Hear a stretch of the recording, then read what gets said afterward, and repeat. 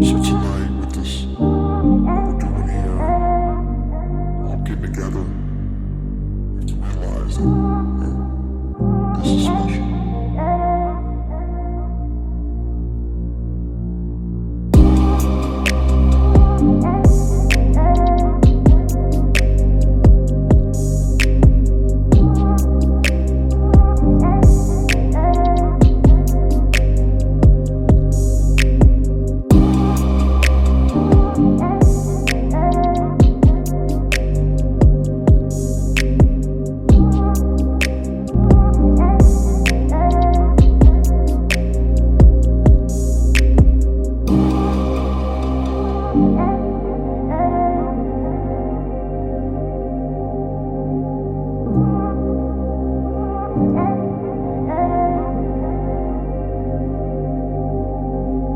So tonight with this, what we're doing here, all getting together, we have to realize that this is special.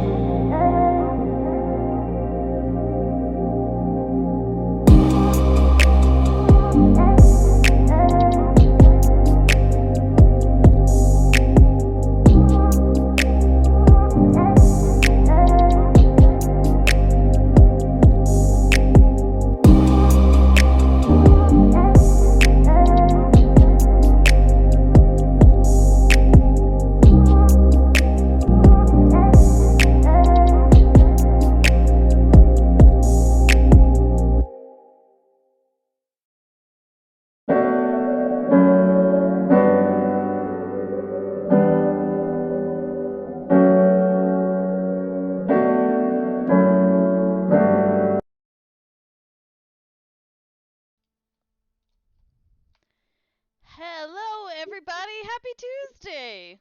It's us. We're here.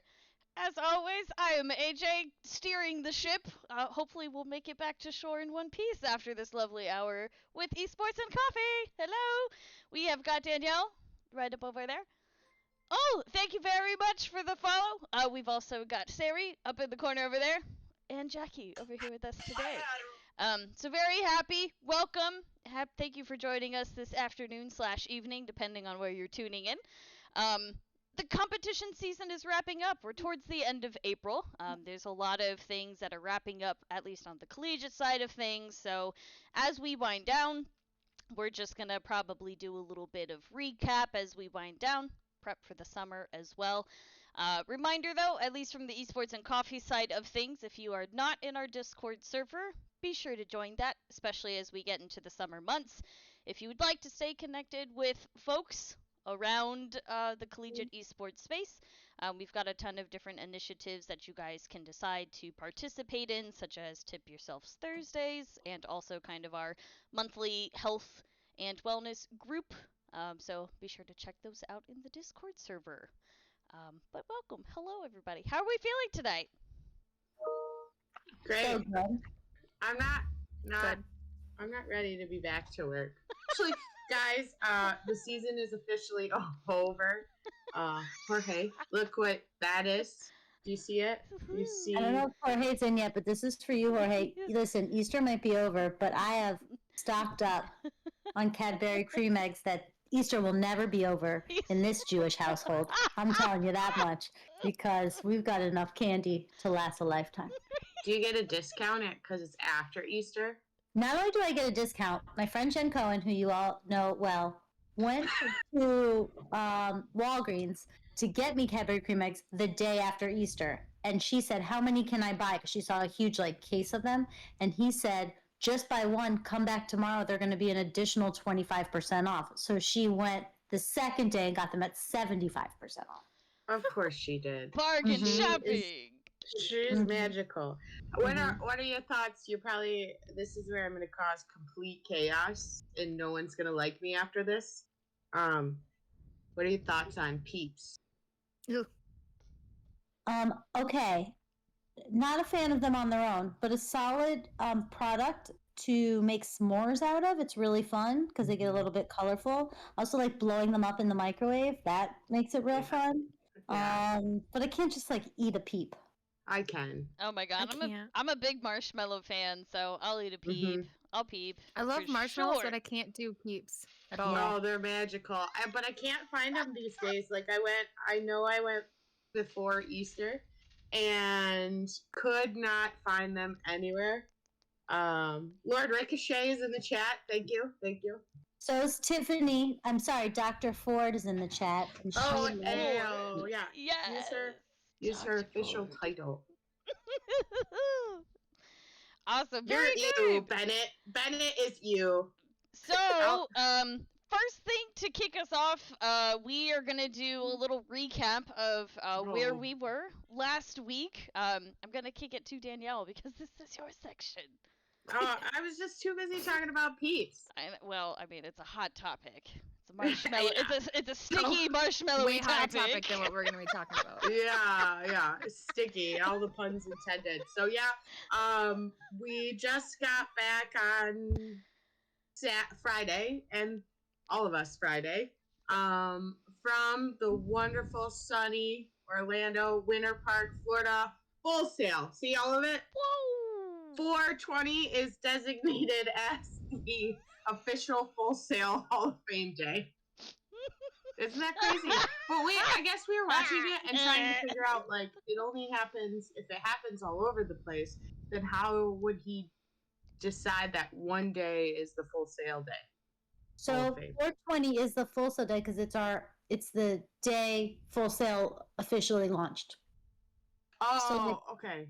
That's So brilliant. when we were like a 2-year school first, and when we transitioned to become a full university, the city of Winter Park named 420 Full Sail Day. I already have something else that I celebrate then, but I don't mind if they share the day. But that's what that is. But Hall of Fame doesn't always land on 420. That was just a lovely coincidence. Okay. That's so funny. So we had a lot of great, exciting things. I actually have gotten, Cody has rolled her eyes at this point about me because I can't stop going on and on about our adventures in Full Sail and just the buy-in that the students and alumni have given back, and that if we remove the university that I worked at, I have attended 2 universities. One I had a little too much fun at. The second one I graduated from, but both of them, if you remove sports out of the scenario, and in most of the universities I've attended or visited, they're only going for like sports and visiting, like, we'll say U of M football. So we really were taken back by the fact that everyone just gives back to the university, and we're fully subscribed and drinking the Kool-Aid that is Full Sail.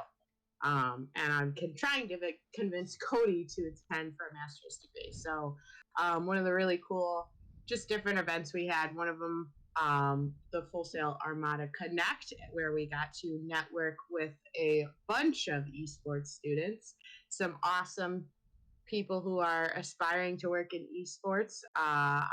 His name is Leon, right? I don't know his full first His name. name's Hector, but he goes by Leon 17. Yeah, he chatted for a long time, and before I got up, he was like, let's connect on LinkedIn and Twitter. And so I was really awesome. We had a great conversation. I kind of left you guys to go mingle around in the room because that's what I do best, right? Who did you guys talk to? What was your favorite part? Yeah. I ended up talking to Mia, who is one of the shoutcasters for the Full Sail Armada team. Mia is a very just an awesome individual, and I was very impressed by how just how ready that she was to just to network. I think that was something that impressed me the most about the event as a whole, is that the students, while they were there and they were encouraged to speak to us, speak to the other staff members and alumni that were at the event, it was something that all of them came very well prepared to do. So Mia sat down, we chatted, and then she came over with her laptop and showed me reels and really showed me some pieces of her work. So being able to connect with her, I think, was one of the highlights of my night. So with her, one of the things outside of her shoutcasting role, she also does streaming on her own time and is part of the stream team, I believe, for Armada as well. Mhm. And you may see her kind of step in and help out with the esports and coffee efforts. Because while I am really good at telling Twitch to export our videos from Twitch to YouTube, they get nothing else from me. There is no editing that goes into it because that's not in my wheelhouse. But Mia may be wanting to step into kind of our group here, be able to expand her portfolio and kind of work with us. So that was definitely one of my favorite conversations of the night. In the chat, Brittany's here with us, our Hey. fellow ENC lady, and she said Mia has the most organized desktop ever, and that is something I can definitely get envious over. I missed it. Why don't you Yeah. guys stop me mid conversation to see that? That's Yeah, I was literally type trying A. to Google It was how Type A to desktop like board. make that desktop because it just looks so cute. And she's like, here's the section for these items, and here's the section for this. I'm just like, I just have folders. That's all. That's all I know about. I learned about tabs for Google this too, or this past week. Yeah. We also talked to I think their names gamer tags Krieger and Jaeger. I might be saying them. Oh, Krieger. you Yeah. you got it right. Yeah, it was really throwing me off because it's the same one. It's fake. It's like the same thing, but not. Mhm. But they were super excited. I believe Jaeger was the one who is going for production. Mhm. He wanted to help as well, so we're 100% open to help having students come in and help as well. Hey. Because go ahead. Jaeger's also a military veteran, so we always Yes. have those. We have a lot of those in Armada. He also had a killer mustache. Mm-hmm. Yeah. That's I think pretty it's good nice as a to mustache. Jaeger was a veteran. Okay. Oh yeah. Listen, Just they were this- sitting next to each other. At least I was like Mhm. holding the conversation. They You're were doing excited great. to just like listen to us too and ask us questions. Like they weren't afraid to either. Like in the past, I've noticed some students that just kind of stay with their groups. With that entire group, everyone's taking pictures, meeting each other, eating amazing food. The food all week was so good. But they were also just excited to talk to everyone too and connect to all the other alumni in the Yeah. building space. I had a lot of. Definitely. Go ahead. Sorry. I was gonna say, I definitely appreciate you guys for being there and navigating those conversations. We do get a different kind of student at Full Sail. We have an accelerated program, so they'll be earning their full bachelor's degree in about 20 months, between 20 and 24 months, depending on who they are, because they go to school 40 hours a week, and it's in a specialized structure, but it's a shorter time for them to get their full degree. So most of them that come in are hyper focused. They know where they want to go. They wouldn't be like me, who changed their major from civil engineering to elementary education to political science all within the course of 6 weeks. They know really what they're kind of getting into, and so they're hyper focused when they come in, they join. But then the big thing is, well, then what happens when you get out? Like it's that conversation of I know exactly what I want to learn. They get in and they want to learn it. Then they're 20 and they're holding a bachelor's degree and they're like, what? And so the opportunity to be able to talk to people and get guidance from here's really where I want to go. Okay, awesome. Keep focusing on what you're learning, and here's some other things that you can kind of start putting together so that the things that you love and the things that you're learning about are also going to become a career. And that's why we get so into the career conversation there, because they've already found themselves. They're coming to us with the thing that they already know what they want to do. And so our job, well, at a traditional university, a lot of that is helping them find what they might want to do. For us, a lot of that is helping them get to where they want to be because they're coming to us already knowing that.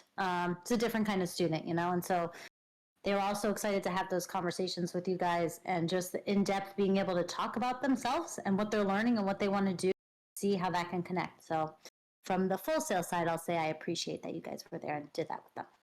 We're super thankful for it. To say that one of the things I kind of was like trying to guide them a little bit was a lot of students wanted to work within professional esports, and while I think that is completely plausible, none of them actually really said collegiate.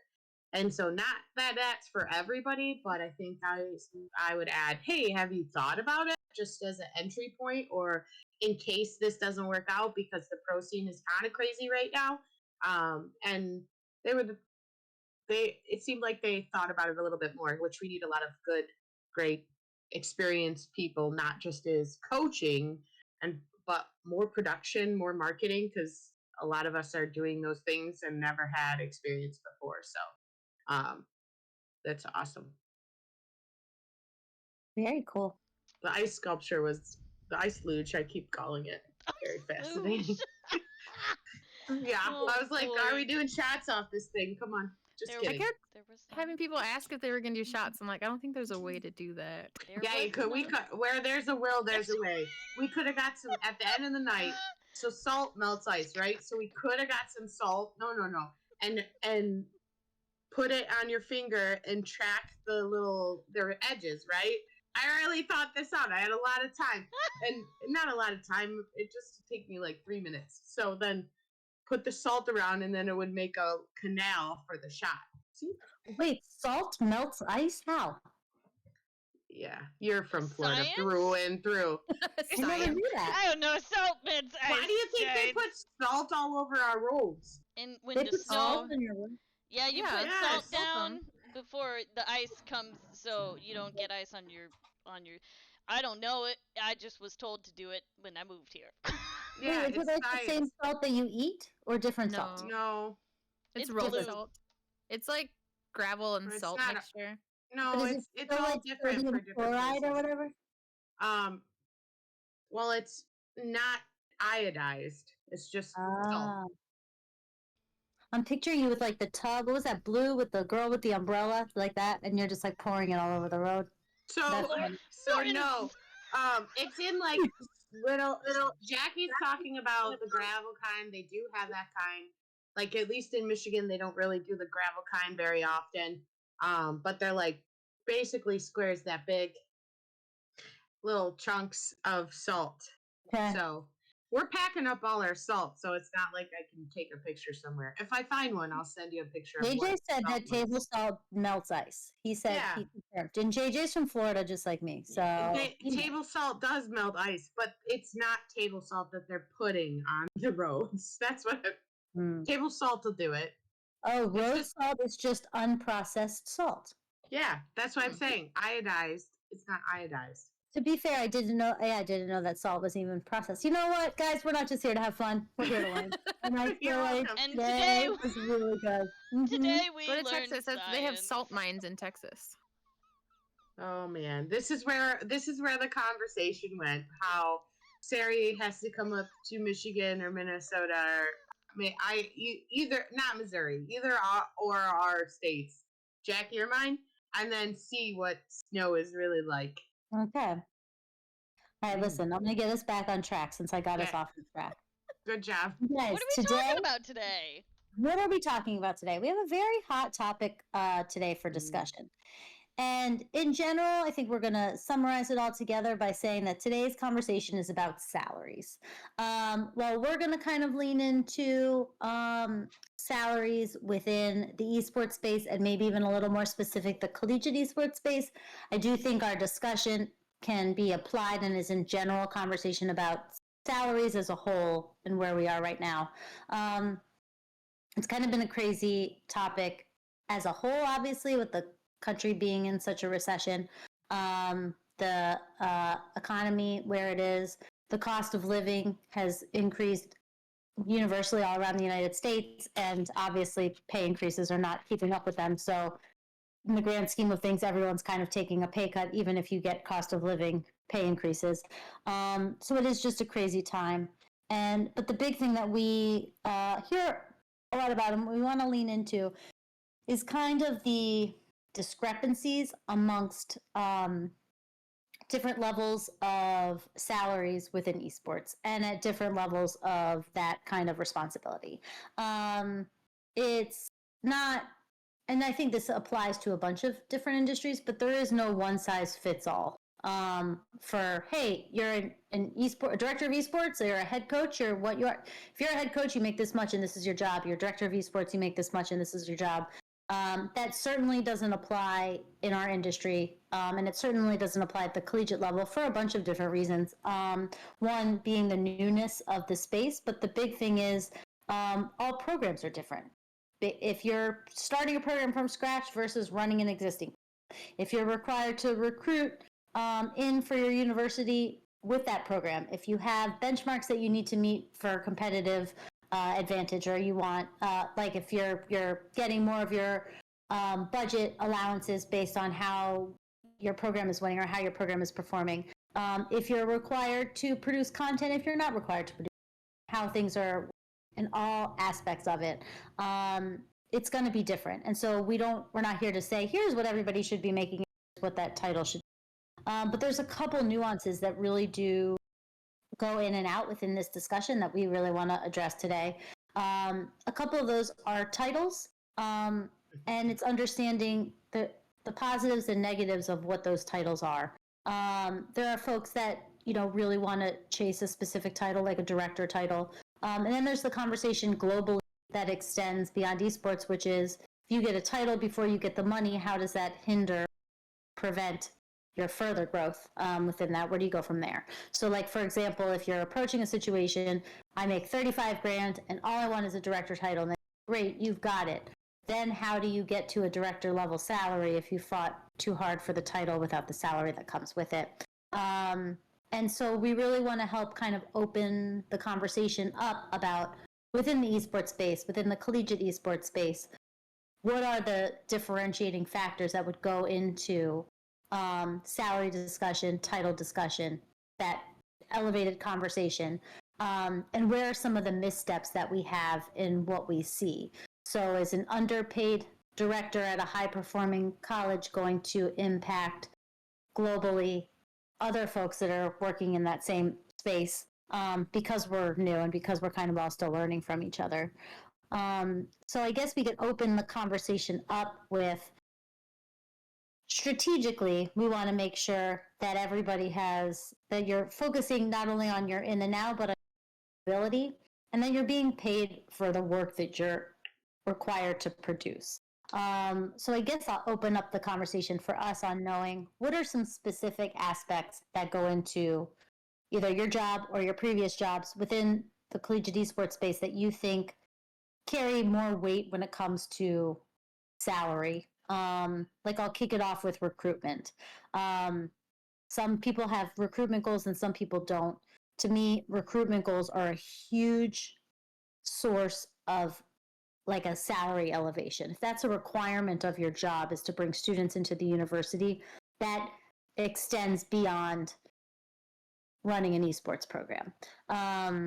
And like, I guess I would start with that as an example of if you're building something. When I built the program at Full Sail, we have had degrees in gaming for over 30 years. I didn't have to look hard to find enough people that wanted to form programs, and we've had 200 plus people show up for tryouts every time that we've been around there.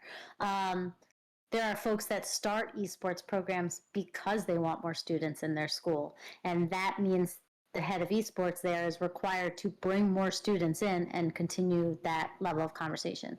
Is that something anybody else has had experience with? I feel like, Danielle, recruitment's a big part of what you do. Yeah. I think it's like probably 70% of what they expect my job to be. Which I've had conversations in the beginning with one of my former bosses, and he says it takes any athletic program ever. It takes 3 to 5 years for them to really start taking off. So sometimes you have this time where recruiting isn't going to be as easy.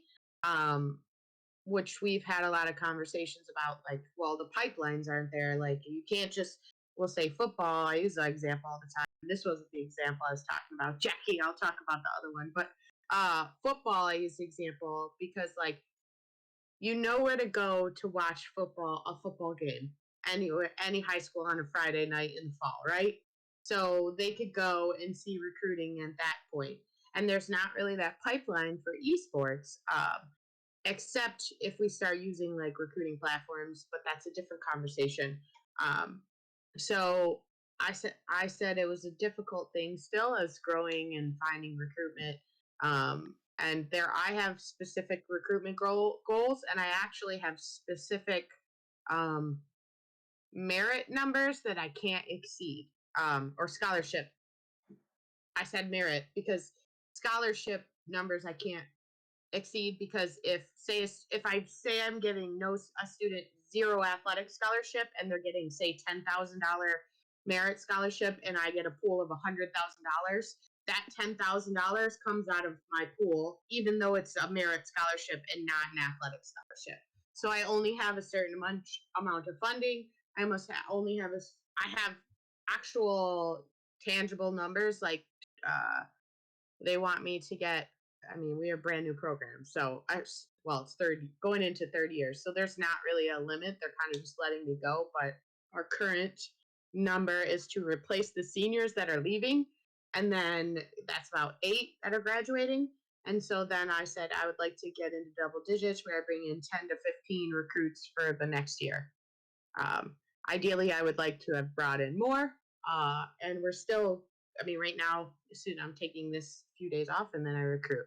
But the title wise, I think I've come to realize that I don't really want to fight for the title as much as I would want to fight for an increase in pay, because I've had a conversation with a few people that have worked in academia for a while, and they said you have to be very leery of fighting for a title, getting the title, and then you already got it. They're not going to get, you have no incentive at that point. And what does a title inherently change? It's still going to do the same job. You're still, I'm still the director of esports to all of you, whether I have that title or not. So it's, which fight is more worth fighting? So you just have to bring tangible things like JJ mentioned community awareness. I've done a lot of community stuff.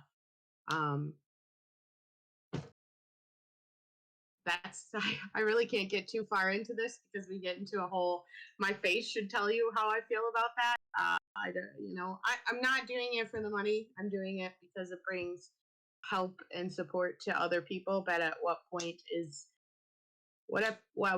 do you get, does it come fruitfully? So my school's a little different, but so we're public. And I've never had a recruitment goal, or been asked Lucky to. you. I know, and people say that all the time, but when I started the program and we were discussing with the school, um, it just wasn't something that was like, it's in part of my job description, but I don't have specific numbers. But we haven't ever had a problem with it because we just ask students to fill out our varsity interest form and get back to them. And we've recently expanded into our hype crew, so we're recruiting for other spots and working towards actually paying students, which has been a dream of mine, to actually pay students instead of just asking students to volunteer.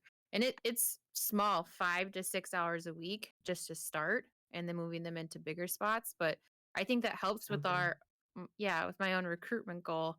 And I don't even know what I would do if I had to spend 70% of my time on recruitment, just because that I do so much. And I spent the month of March recruiting. That's what I did. Or looking at recruiting events. And that's basically all I'm going to do, because we do our tryouts starting in June, and then we have our official tryouts the last week of July. So if you're not part of that pool already in June, we don't do walk-ons unless it's in the spring semester.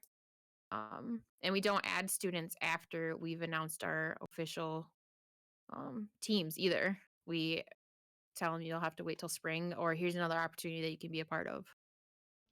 I've had a real struggle with students so far this last couple months. I would say couple, it's been more than a couple, that fully are like not sold on wanting to go to college. And I've talked to, my cousin is 19 and his friends 18, 17. And after talking to them, it's kind of like, and this is not all teenagers across America, but at least the small pool that I've chatted with, some of them aren't quite ready to go to school. yet because they missed that whole year of COVID, 2 years of COVID, so they're not fully ready, and it's a weird thing. So I'm having trouble having them sign on and commit. And they have to commit the same way that a traditional athlete sport commits. So I actually I had a student commit to my school, and didn't know that by signing it he's committing. So it looks like on paper he's committed, but he's not, actually hasn't fully decided on attending my university. But yeah, it's a lot harder to focus. I actually asked my game coaches to do the initial talk. I shifted halfway through the fall, I would say, because I was talking to recruits and it was becoming transactional, and I'm not a transactional person. So we lose all of me if I continued to talk to them. So the game coaches would reach out to them and then they come back to me. But I set a goal for each of them to have 2 recruits for next year. So, which I think is tangible when I was trying for 10 myself. So, yeah, a lot of, but that's a private university versus a public university. Because I even know that, not to call him out in the chat, but Lord Ricochet there also have recruiting requirements, but that's a public university. And I'm sure more public, bigger universities, as they go like D1s, they're not going to necessarily have recruiting goals. They'll have competitive goals versus recruiting goals, like, and just inherently be that. But like, it does bring it all back, though. The key word in all of this is goals, right? And so, like, if even if public universities have competitive goals, private universities have recruitment goals, and whatever else across the board, those are the types of things you need to leverage when it comes to salary conversations. Of anything that has a goal, especially when it comes to job performance, should have a response when those goals are exceeded. If meeting goals is the requirement of the job, then exceeding goals should be the way that you can elevate your salary and elevate your conversation. And in the esports world, especially, I feel like now it's hard to do that because a lot of us have become so thankful that our full-time job is esports or whatever that is, or like, oh my God, I'm doing this now finally full-time, or time while doing a secondary job, that when it finally becomes your full-time job, you're just so happy to take it that you just take it. And then you worry about having that next level of conversation. Cool, my recruitment goals are X, Y, and Z. I can hit those. If I beat them, what is that? Where is my opportunity to have the discussion on salary, or where is the opportunity to readdress what that is? And maybe that's something we kind of have to push towards more, is, you know, the even beyond the recruitment, the folks that do have the competitive win goals, it's having to understand, cool, I did it. So when do we have that next level of that conversation, or where is the opportunity for growth? The recruiting goals also is interesting when the university wants you to have recruiting goals but doesn't tell you what those are. That's also very fun. When they say that they want you to recruit and they want you to hit a certain number of students that you bring into the university, but when you ask them what that is, they're like, no, you need to tell us because we don't know enough about esports. That is a position that I found myself in, which I thought was very interesting. And it's a position that I've heard a lot of other folks be in as well, especially with the programs that are certainly the ones that are brand new. I think it's really important, and this is especially in my role now because I I was once on that side of the fence. I am now on the other side of the fence, where when I'm talking to a lot of universities now that are very much in the beginning stages of their programs, one of the things that I stress to these programs is really take the time to talk to other institutions that are a couple of years into their programs. I try to get them connected to maybe institutions that are close by to them, like location proximity where they can maybe even go and visit them in person.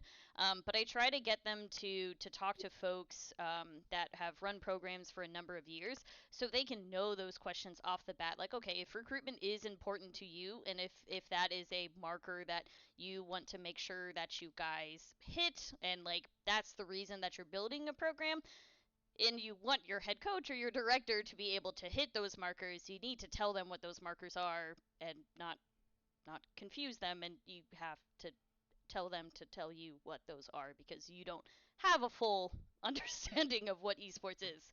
So take the time and do the homework. You say that, it's funny because I'm telling you the numbers were set. They were set by me.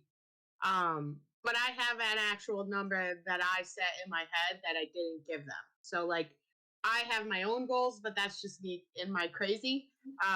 So there's that. But like it's just interesting because even in this conversation, you can't really compare. Like you can't compare Sari's school to my school and Jackie's school to my school or my school to any of theirs because we're all three very, very different types of universities, which is even interesting in itself. But you know, I personally had never. I attended a public schools all my life, um, and my understanding of public versus private is, and this is might be a naive answer, but what I've heard with people who've worked within Michigan is that public universities you get more money, just because of the different type of funding that is available. When I say more money, more opportunity for bigger salaries, not more money within the program. I'm saying, because a private institution can set whatever salary amount that they want, and also public salaries are public. Like Mhm. you could Google people's salaries. You can't can Google mine. You can't Google mine.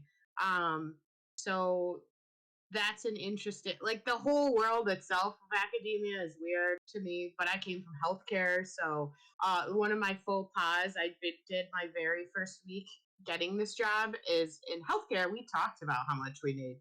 Nobody cared. Not a single soul cared.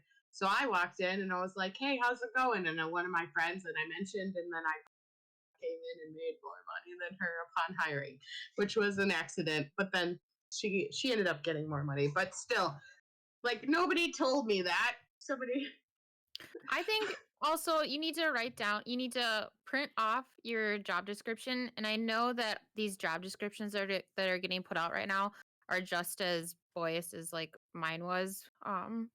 But you need to figure out what extra you're doing as well. And I know Danielle and I have talked about camps before, and I haven't gotten paid for doing camps, and I didn't even know that that was something that I could request until talking to some of the other um coaches at my school. Like they get paid during the summer to run camps. And I'm a union member, and so if it's not part of my original ask, I can get compensated extra for that. So that's a different way to offset your income too, is by figuring out what else you're doing besides what's in your um offer letter and what's in your job description. I know it's hard when people give you more tasks and you just want to be like, yes, I can do that. But I think we have to get to a point like, you're asking me a lot and now you want me to do more. Are you going to compensate me? And I think so many people worry about, what if I say no? Are they going to fire me, or are they not going to give me a raise? Or I think the It's like biggest a thing you check always have to mark, do is like just ask. Yeah. You a just, check mark behind the scenes where you're not helping. mm-hmm. You get dinged. Sorry.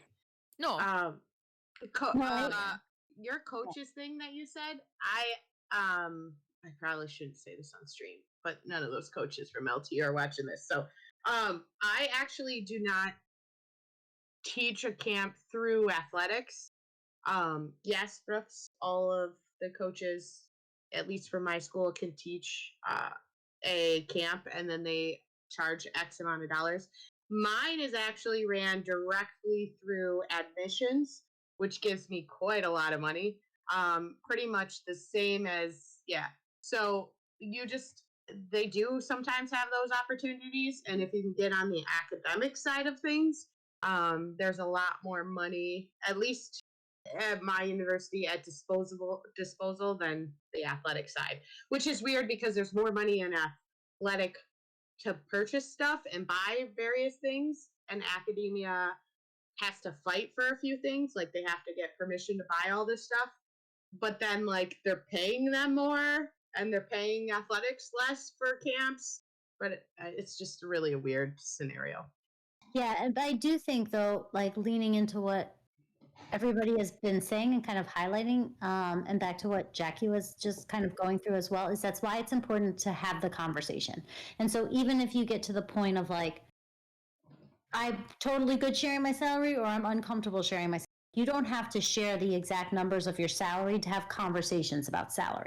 You can have conversations about how to position yourself for increase, how to kind of outline everything you're working on, and document the things that are leading to things that are growth to the program or acknowledgement or recognition of the program that might extend beyond what the organization first came in and said to you of here are the goals that we need to outline for the program. Like they don't know esports, and a lot of us are bringing esports to this conversation. So when they come to you and say these are your goals, and they're looking to you to understand esports, to be able to continue to have that conversation back that says yes and. So yes, I understand that those are the goals, and these should also be our goals.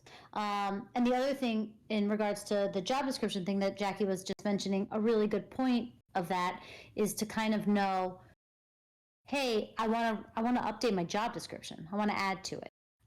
Here's what my job description outlines that I should do, and here are things that I also am doing.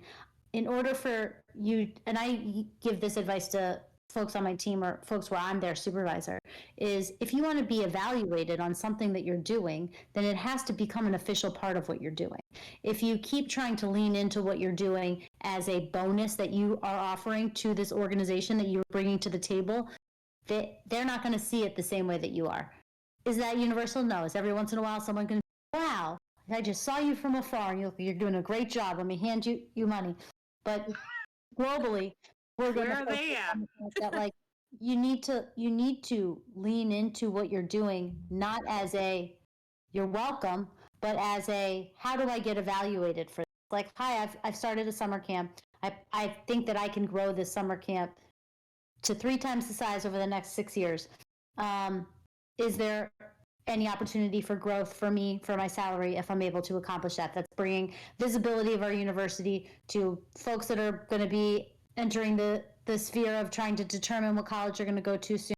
It helps with lead in for lead generation, helps with lead in for potential future athletes. What point can I be evaluated for this?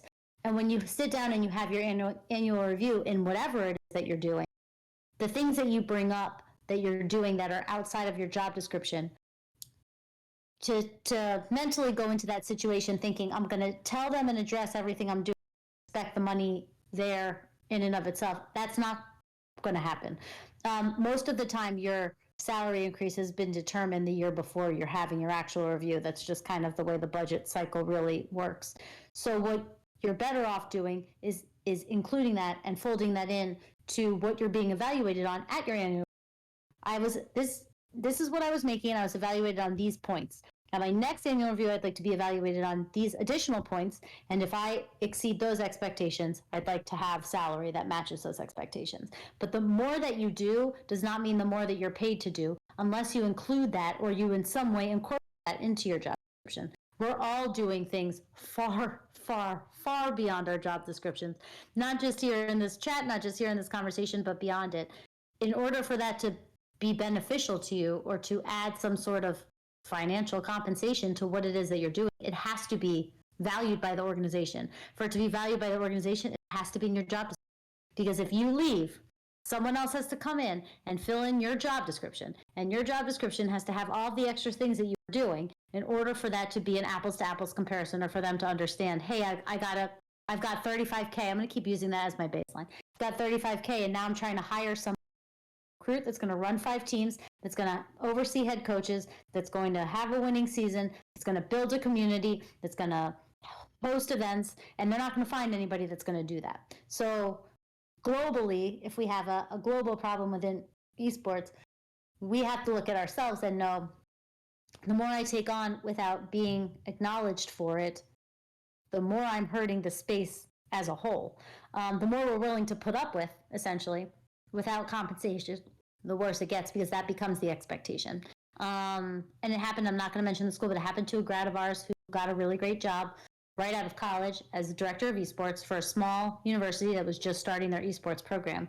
And this 22-year-old was tasked with recruiting to start a brand new program, finding a community and building it on campus, hosting events, building out a facility and space, running the competitive season, and at a salary below $35,000 a year. And that's just not possible. And the second somebody starts doing that, hoping that that money is going to come, it's hurting the rest of the things that are at that sort of downfall. And the other thing to always keep in mind is that if you're taking a job or if you're doing a job at $10,000 below what you really think you should be making, keep in mind how long it's going to take you to make up that $10,000 rather than in the negotiating point of a lump sum. So like most folks or most organizations are a percentage structure, right? Like here, we're going to give you a percentage increase year over year for your salary that does X, Y, and Z. That's a small amount. Those percentages are small. If the average cost of living increase is 3 to 4%, and most organizations, let's say, do you know what 3 to 4% of your salary is? Go ahead and do the math real quick and think about how much time it's going to be getting 4%, 3% in order to get to where you want to get to. You have to push yourself forward and you have to fight for what you want to do. And if you can't, I don't know that this is the best advice, but this is what I do. Meet the job where it's meeting you. If you're not getting paid to do the things that you want to do and it's not being met, then take the step back, revert back to what it is that you want to do, start looking at other opportunities, whether a new full-time job or part-time work that you can kind of lend yourself into, and put that energy to somewhere that's going to benefit you. Because to say we're not in it for the money, that's fine. I am. Sorry. I want to, like that. And that's the true situation is like when esports is just starting out and collegiate esports is just starting out and we're all trying to figure out what we want to do. We're all trying to figure out what we should get paid. Sure. But we have to all be in this together and we have to have these conversations to know how is Jackie ever going to know that other people are getting paid to host the camps that she's doing for free if she doesn't know that? And what's the worst that can happen if, I don't know, let's say Bennett is hearing Jackie say she's getting paid to host camps, and Bennett's really mean boss is making him host camps and not paying him. Bennett should have the ability to go back to his boss and say, hey, other universities are getting paid to host these camps. And if I'm going to be hosting these camps, I need that as well. And similar to what you were saying, Danielle, earlier, which I think is also a really good point of sometimes the salary isn't possible, or sometimes it's too hard to really get that edge that you want to. So figure out other ways that you can get the compensation that you need. Whether it's okay, I understand that I can't have my salary increase this year. We really need all new headsets. Can we at least invest in all new headsets and have the salary conversation again next year? Or if you get brushed off and you get pushed to the side, it's when can we have that additional conversation? Or what are you looking from me to accomplish before we can continue that conversation? That camp scenario actually that's what I did with my boss. I got asked, where did I hear that from? I'm like, from other universities. It's in the chat right here. They're telling me, and then we figure it out together. I still don't know if I'm going to get paid. But so I'm coming up on my 4th year, and so I've been working with the university for almost 5 years now, because consulting with them for a year and a half before. And back then, esports moved so fast. Back then, titles were still being developed, and the word director and head coach were the same thing back then, 5 years ago. 4 years ago, they were. And I think that's the biggest issue right now. And that's why I think universities need to listen to our conversations and unfortunately listen to some of the Twitter drama. But they need to hear that now that's not the same thing as it was back then. The descriptions that we're seeing on postings, they aren't feasible for one person. They're not. You need to split it up. If you want to start a brand new program, you can't just have one person part-time doing it for $35,000. You could have maybe 2 people if you want to split up into 2 part-time jobs, but you really need to be able to have at least one full-time person working at director level items, and then another full-time person working with other recruitments or coaching. The word director and head coach shouldn't be in the same sentence anymore. It's just It's unfeasible to have that, and it's unrealistic. And I feel like with all the Twitter discussion that's been happening lately, we are seeing a little bit of change, and I'm glad that people are talking about it. Adamantor has his own spreadsheet where you can see all the salaries on there, public. You can go look to see who's ever put their information on there. I'm almost of the school of thought at this point in esports that the word head coach should just be removed. Because if you think about it, like, what are the odds of a head coach? And I'll talk about football, but this wasn't the example either. Football. Like the head coach, they're not all.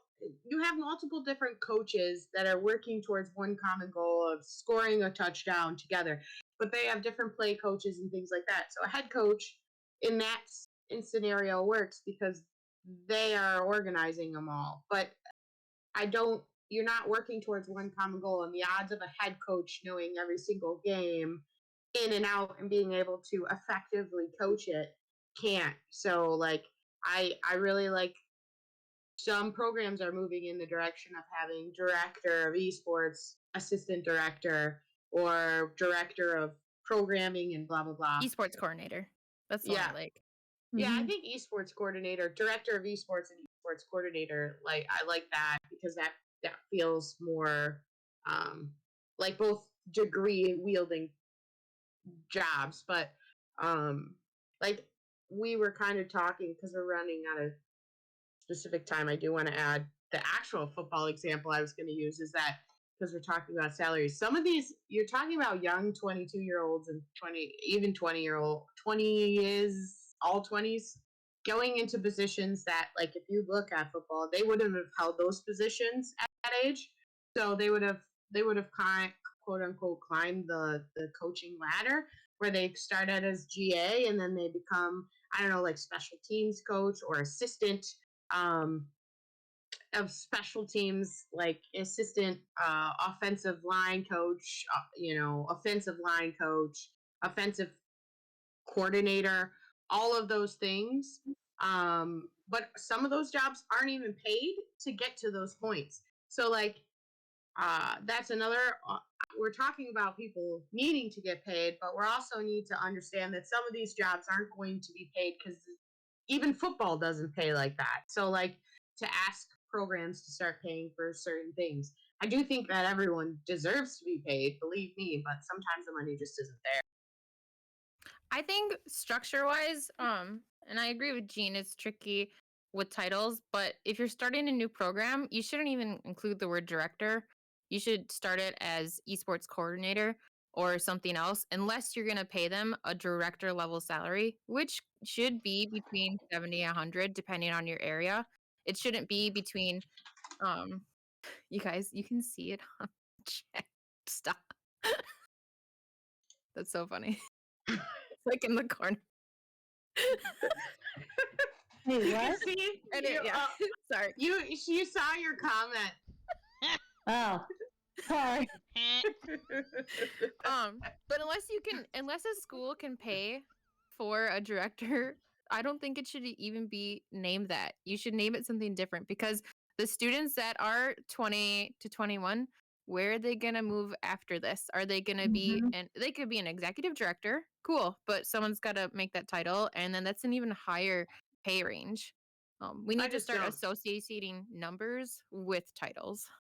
Well, I think that in time, the hierarchy, like, of working as, somebody that's coordinating production or running just different things, whether it be time management where you're scheduling as a GA into the whole esports facility.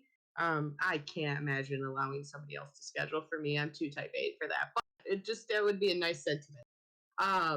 Allowing them to schedule and get that experience and then learn from industry, then eventually the programs will run a lot better. I actually toyed with the idea of like, what if I got a full-time assistant? What would I offload onto them from myself? And that's even a harder question or answer from a different statement. But I know then it's like offload onto them. I have a Wow. list already prepared. I'm a, She's ready. I've asked for a second full-time I might- person. might need to borrow that list if I can, and then I'm gonna be like, I don't. Am I comfortable with my crazy type A self?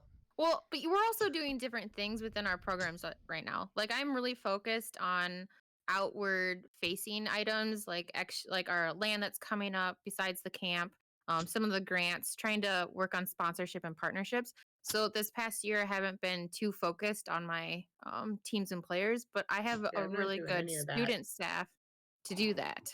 I'm not doing any of that anymore. I have game coaches. They all do that. I have to still check up on their grades, because I won't allow that part because that we get into FERPA rules there, and I don't really want to mess around with FERPA, so I'm just doing grades myself. But like budget wise, I'd keep that, and I'm very outward facing with the community stuff. But I guess I've offloaded that. I meant more so like I completely have tried to offload production onto other people, but sometimes it doesn't work, and social media. I think one of the things, I know that we're closing in on time here. I think one of the things that I want to stress, especially with the conversation around salaries and stuff like that, there are a lot of programs that do receive um, negative feedback when they post job descriptions, whether it's for a coordinator position or a head coach position, director position. Um, and I think the thing that I just would like to stress the most is like folks gotta do like what they gotta do for themselves. It never hurts anybody to, if there is a job that you are interested in, if it's whether you really like the location of the school, whether that school has an existing program that you are already a fan of, you like the way that that program is structured, maybe you're a fan of them. I don't think it ever hurts to throw your application in there, even if the salary isn't what you would like it to be. I think those are always conversations that you should have with the person that you're interviewing with. At the end of the day, the salary that they post on the job description, the range that it is, it's just a range on a page. I think it's still worth a conversation to have with the person, and only you are going to know what's best for you in the position that you're in, whether you are fresh out of college and you are looking at a coordinator position that is going to get your foot in the door, is going to cover your bills at this point in time, and is going to be in a location that you desire. If everybody else is bad about it, I mean, if it covers what you need to do and is what you want to do, you know, Forget them. I'm That's the. like kind of go for it. Like, Yeah. so I'd use a different F word. yeah, everybody gets one. So I just I want to stress, like, I think everybody needs to take the time to when you go into these job interviews, take the time to really know what you want out of a program, like not only salary requirements, like what you would like to see as a salary, but also take into account what you would like to see as your job duties and requirements. Take that into account, what you would like to focus on as a program.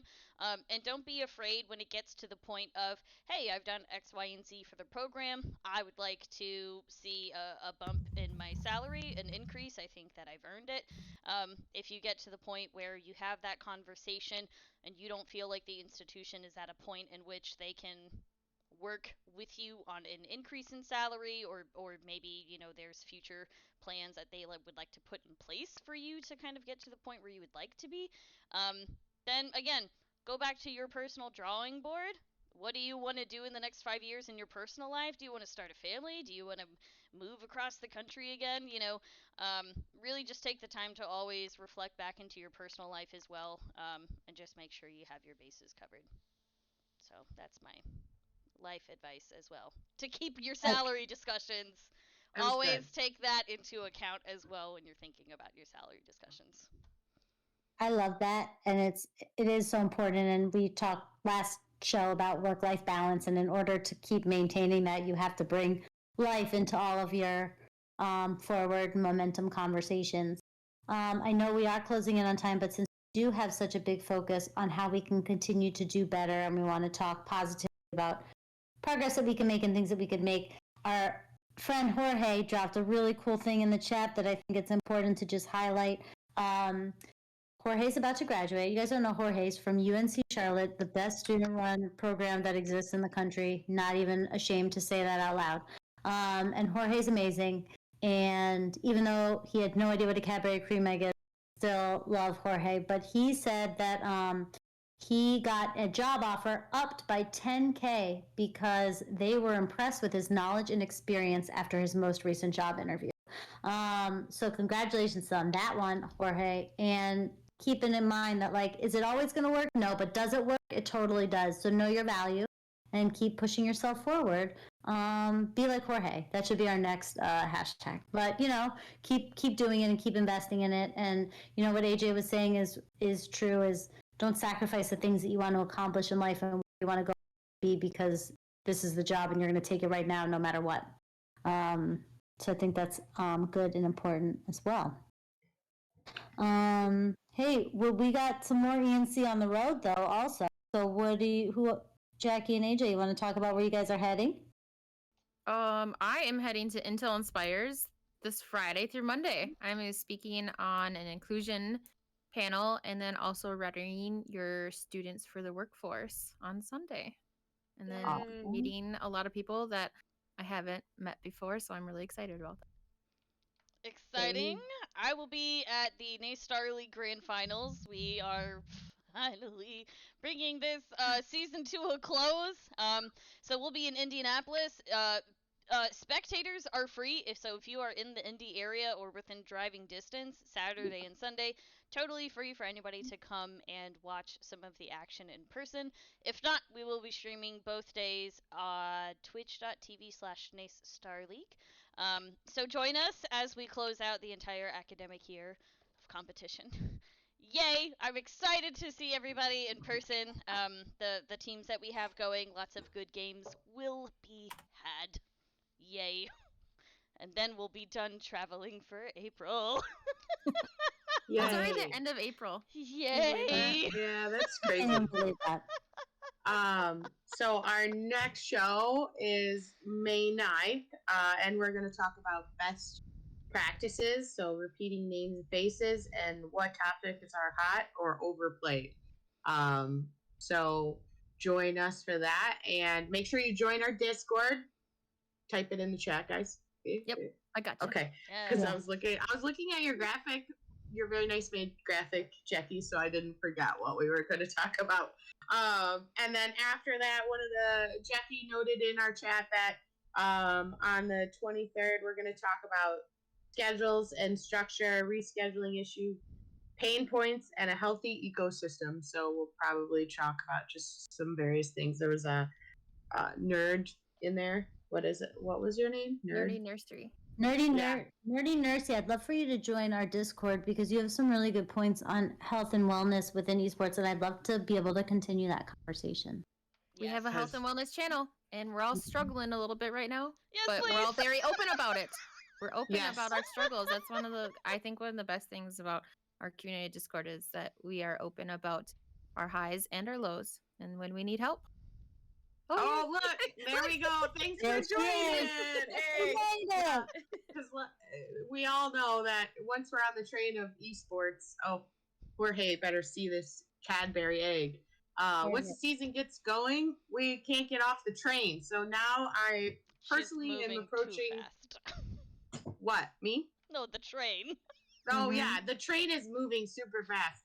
So I am personally, as well as the other ladies and gentlemen in esports and coffee, gonna try to approach May differently, right? We're gonna approach May differently. Yeah, we're gonna do You hear it now. It must be true. Starting with Sherry's Cadbury egg. You guys, Sean is in our chat. I just Sean saw is in our that. stream. What? Sean has arrived. The Canadian has arrived. That's how we know we've made it, right? I feel like. Yeah. We're Sean's done. like, We're okay, ending. I Close got up it. shop. We're done. I mean, that's the ultimate mic drop, I think, is that Sean is here. Hey, guess what, guys? We're all out of coffee. I think we're all out of coffee, guys. I got one. We're all drinking. This is water, guys. What- is my it's water, water. too. Yeah, it's all Yeah. water. It's hey, I am using my full sale water bottle, just so you know. But today I use my emotional support one. That's right, because you lost it. And Oh, the yeah. driver got it back for me. He wrote your name. He was very specific about writing your name on it. I just want to say that I had coffee now exactly 1 week ago, and I still feel it, I think. No, It's still in the system. I don't think so. It's the Cadbury eggs that you're mainlining. I love that No, it's reason. what Sean just wrote. Yeah. That's well, we're here for your daughter. Oh, Love that. Sean, listen. Why you gotta say nice things? You're right. She does. She does have a place because girls play video games too. Be right Look, back. I'm- I'm just gonna go cry now. Oh, I no. know. I'm about to play my 3DS. All right. Well, on this note, to Sean's daughter, I think we say good night, all. We can't wait to see you join our Night. Discord, keep the conversation going, and we'll see you soon. Bye, everybody. Thank you for joining Night. us. Bye, friends. Thanks for watching. It's like the Minnesota